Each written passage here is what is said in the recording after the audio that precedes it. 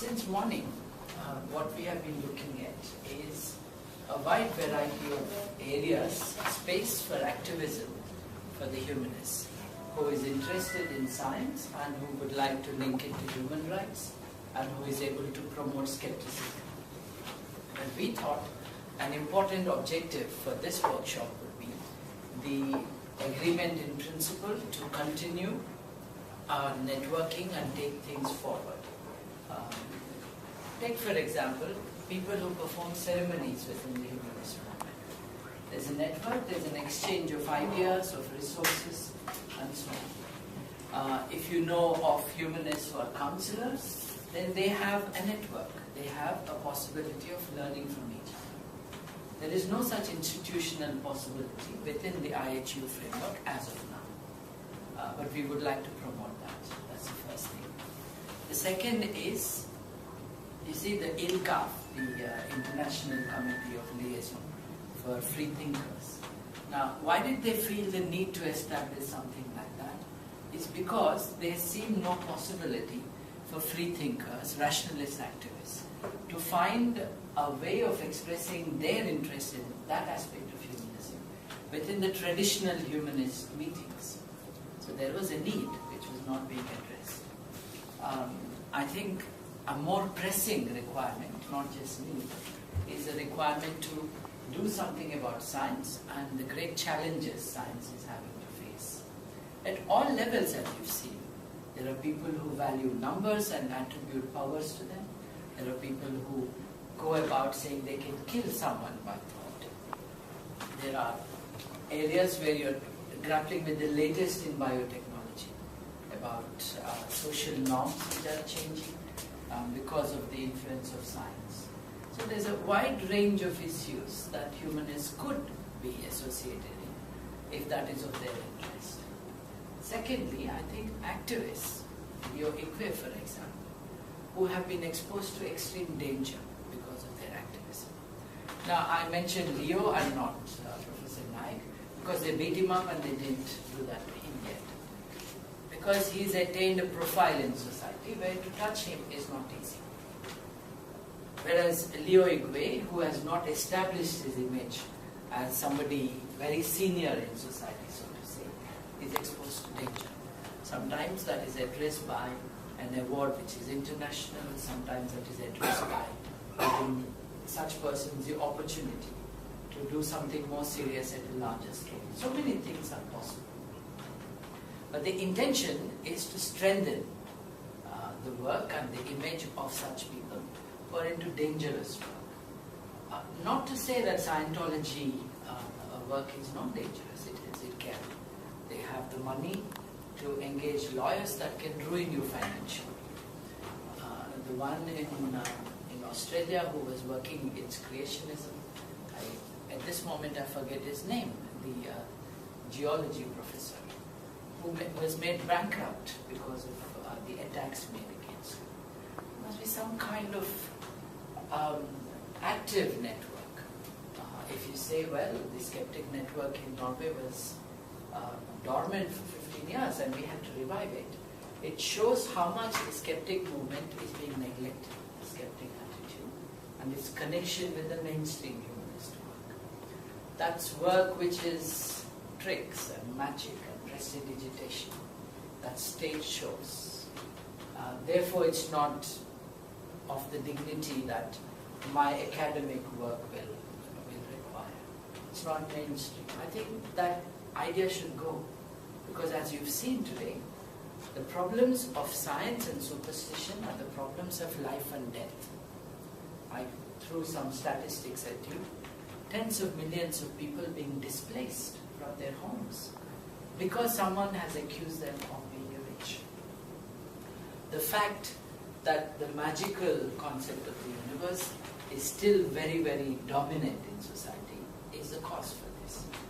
As long as that is there, humanism cannot flourish either. So they are intimately linked. Now, what I'm hoping we would do is find out how many here would like to be part of such a network, of keeping in touch, of within a humanist IHEU framework, create an active lobby of skeptics, rationalists, and science popularizers, so that we lead that into global action. About 5 years ago, we took up the issue of untouchability, and patiently we built a network amongst the humanists, because not every humanist might be interested in that aspect. And now we are close to launching with V.V. Rawat as at the center of the network, a global alliance against untouchability. That includes activists from 13 different countries where untouchability is an issue. Just projecting a model that worked. I think it's time we do something about this. It's a small group, but most likely, I would say, half of this group is committed or has as much experience as some of the speakers. So it's not as if the audience is not without power. We can bring that together. Perhaps Bob can give us some ideas on how to get the media to help with spreading some ideas. It is important. We are doing an adult education program when we read science on television or through the media. With that intro, I throw it open to suggestions, volunteers, objections, or any nuances you want to add. But I'm hoping we will say we have the seed of a network which we will work on and build with on email and other means, and have specialist meetings of those who are engaged in work of this kind. That for me is very important. And how we can include educators in all this. People who have been working at school, expose the child at school age to all these, and the child is immune to the nonsense that comes up later. I can tell you with a little bit of parental pride, when my son was taken to, he was 3, he was taken to a neighbor's religious ritual. After 3 minutes, he said to his mom, "We don't believe in all this, let's go home." Now, it might be just a child's reaction because he wanted to watch TV rather than be there. But once a child is given the opportunity to think, these dangers are not there. And how to get that as part of school curriculum is the major challenge.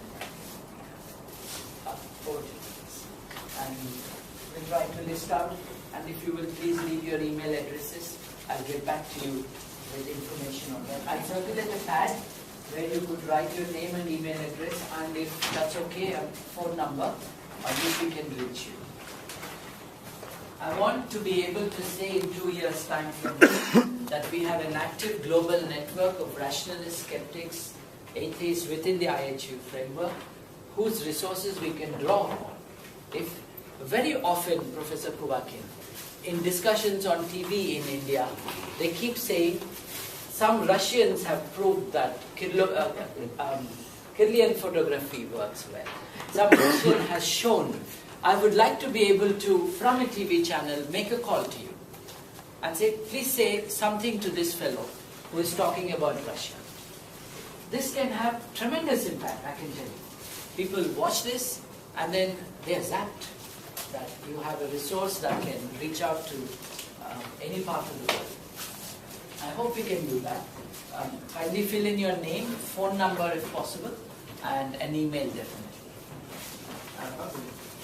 Thanks for the invitation to talk about just about journalism and journalists and the media.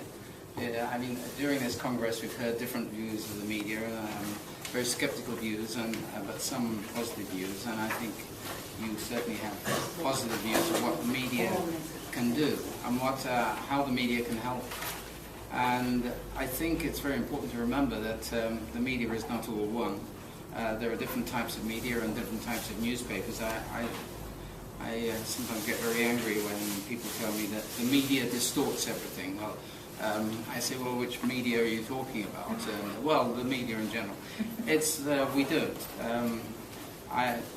As I said earlier, I worked all my life for Reuters, and I don't think that's a very specific sort of organization. We find it difficult to preach or to put over points of view, except if they're other people's points of view that you are reporting.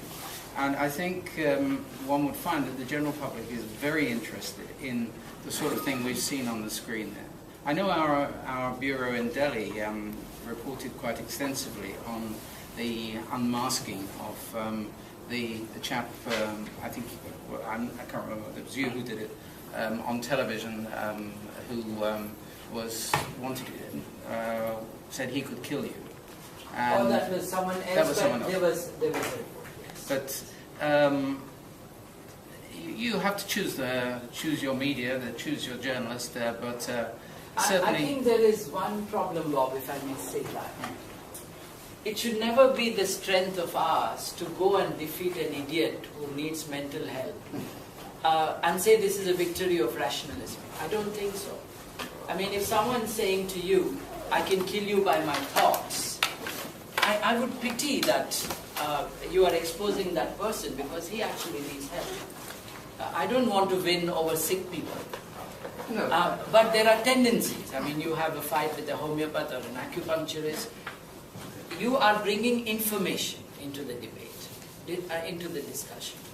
I would be happier dealing with concrete things like that. There's a mad fellow. I was called to go and talk to somebody on television. This chap claimed to get energy from the sun. And I was asked to go and discuss the whole thing with him.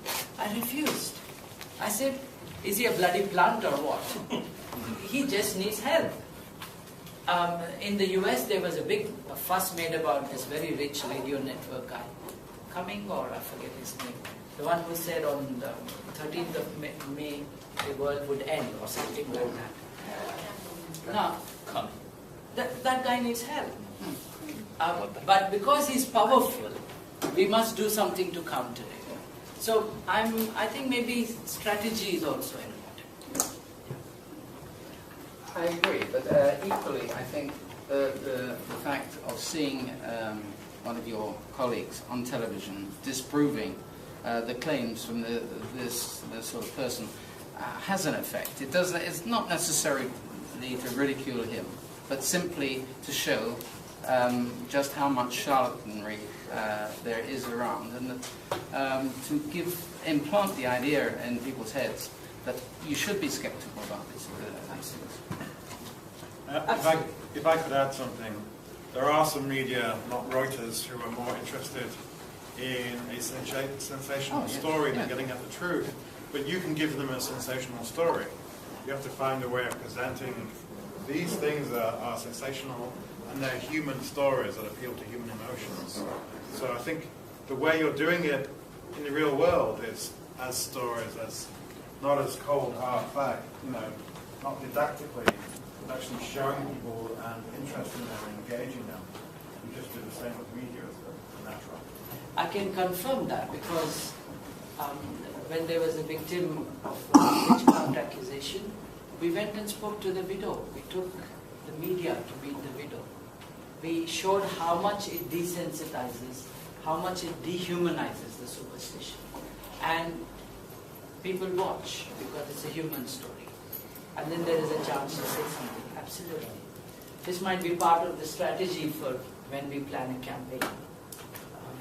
Manta, you're scratching your head? Yeah, I wanted to add a little point on like what your request on having people connected and getting this promoting scientific inquiry forward. I think especially with the internet-based communications, Facebook groups and other like video events that gets transmitted, it's very easy to interlink all the different geographical locations and have whenever there is an event, it can get, if we link into a web, it's very easy to, when we have an event in Scotland, it will be available in Bangladesh, and I think that's really important, that just to highlight one small thing about what we have done in a country where only 10% of the people have internet access. We have had more than 25,000 visits to a site that carried regular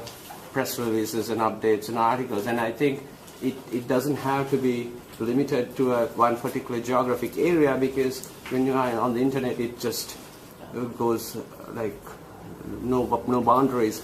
So I think it's really important that people get together and share their events with other groups and have like our own intranet, global intranet to communicate. So.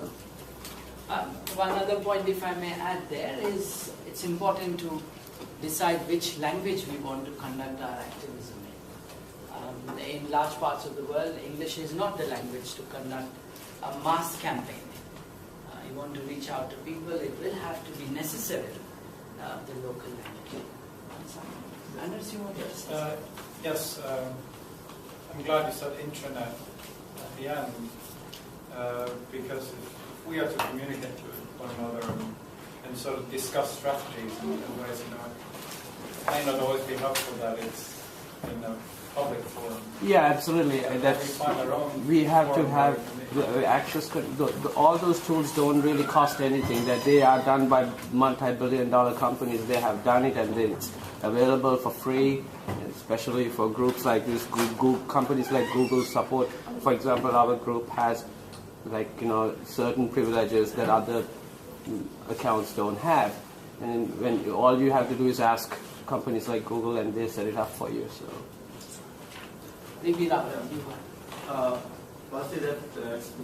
Betty, don't go away without telling us what you want to do in Uganda. Yeah, I think that's very important because I didn't like... We haven't put on a show. We've organized a grouping of people so we can discuss what we can do.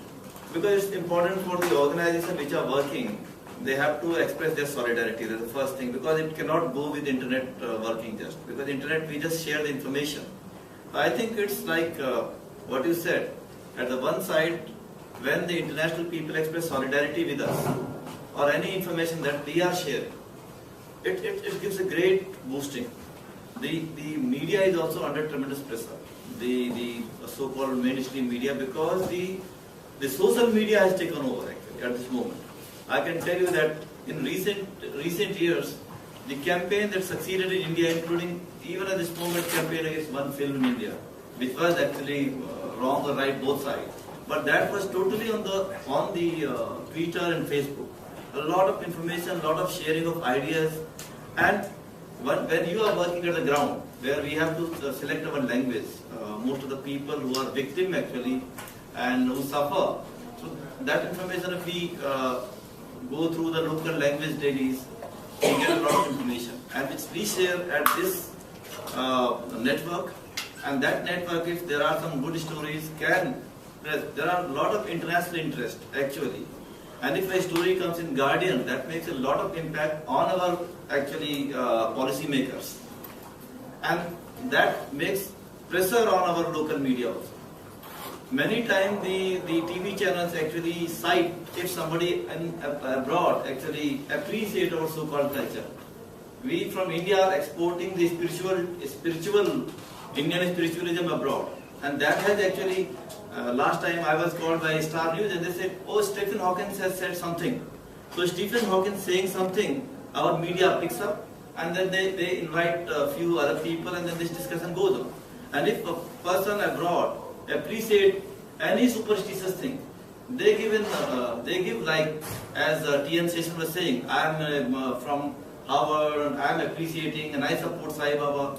So this kind of thing, if we have people from abroad and we can give, it's declared not a medical treatment, but they need something from like what they call civilized world, and that is a tragedy. But it is a really mix-up information from the Europe, America, and our country, and share these ideas. I think it gives a boost to campaign. One thing is that great about what you're doing, Babu, is you're connecting the politicians and the key figures, because that's important. Making it embarrassing to be connected to these frauds is so important, because they are slaves to popularities. They'll do whatever they can get attention and be positive. If that's going with the crazy guys, they will do that. The moment you switch that, it becomes an embarrassment. They will stop doing it, even if they believe it. They will lie about they believing it. So that's really, really important. That's kudos to you for that. Thank you. I think we should, from the comments, we should see there is some ideas about strategies to be adopted. That we should involve people beyond the movement, especially those who have an influence on society and possibly a power as well. I was wondering, the capacity for reason is mentioned in the UN Declaration of Human Rights. Organized and active subversion of your capacity for reasoning, or your capacity for reasoning, could that be regarded as sort of infringing upon that declaration? Yes, but it's not justiciable. You can say yes, it offends the values enshrined, so to say, in the declaration, but you have no redress to that. You can do nothing about it except protest. And I think all constitutions recognize, almost all of them, that these are constitutions for the modern society and so on. Like, yeah, but it's a different thing whether or not you dress it up as a human rights issue. It is against it, but we can do nothing about it. That's what I'm saying. You can't go to the police saying it's against Article 1, for example. We can make a speech about it, but people have not heard about Article 1 of the UDHR. So there are... no, but then you're very specific about India or something. Not necessarily. What I'm saying is, we can't argue from a legal document to a person who doesn't even know the most basics of things. When we are arguing, we are talking about helping people who are completely helpless and the tyranny of superstition. Yes. So the thing is, we acknowledge the human capacity of reasoning, and we have the right to receive information, okay, and education and all these things. So then it becomes our obligation to make sure that we have the right information, we have the right education, we have the right things, because the other guys have also the right to give their information, right? So I don't really think it's, if I understand you correctly, I think it's not relevant. Okay?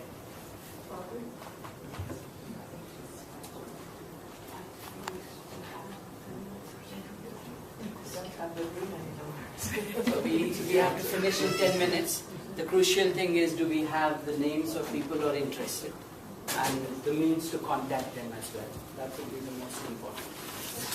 Yeah. After watching all this, I'm more annoyed than amused because of some reasons I cannot give.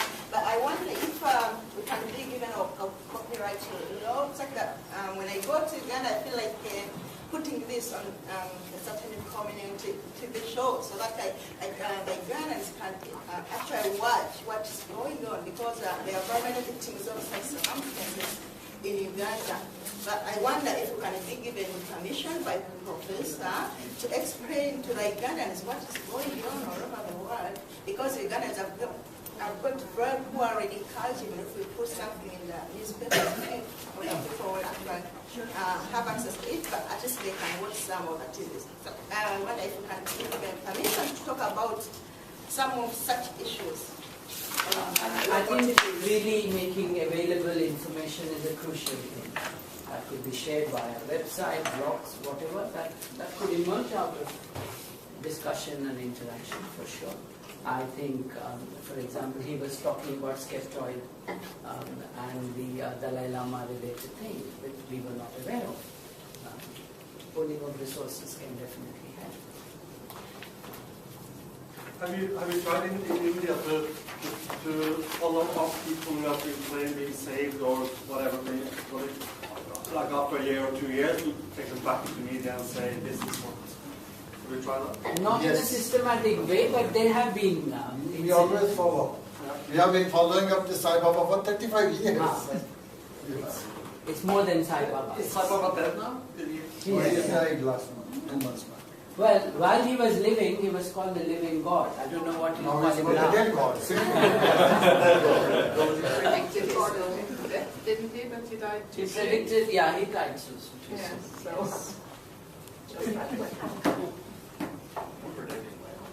Yeah, yeah, reasonable. This is the thing of saying I will die on this day, I shall be reborn there. It's, yeah. suggestions.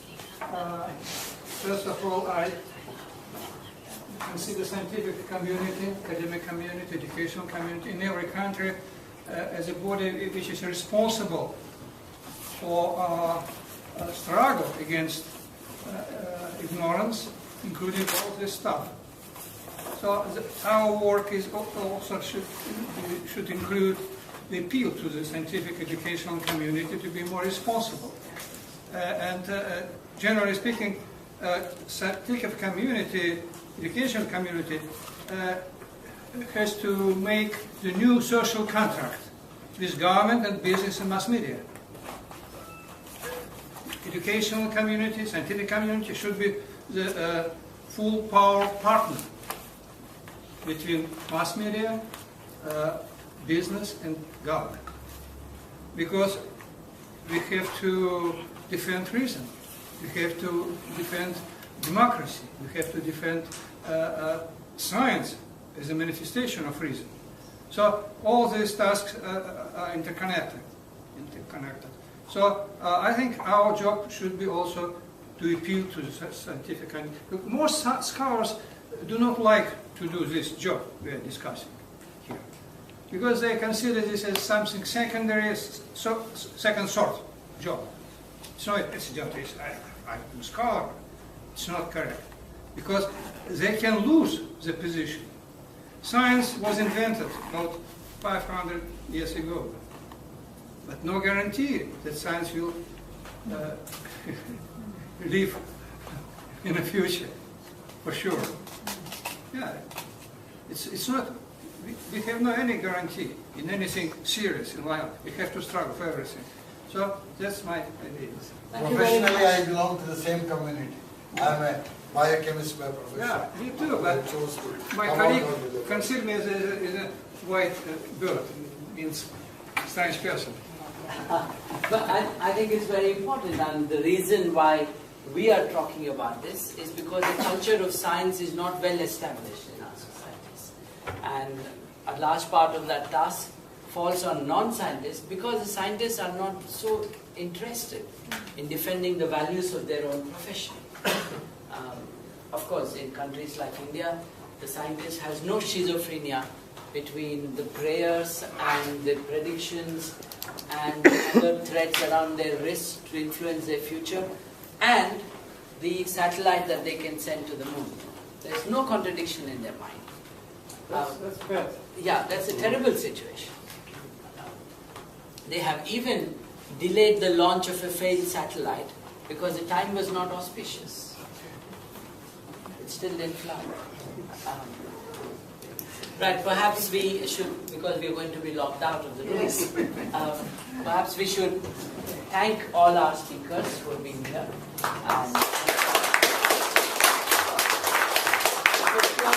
We will keep in touch. I think we have the contact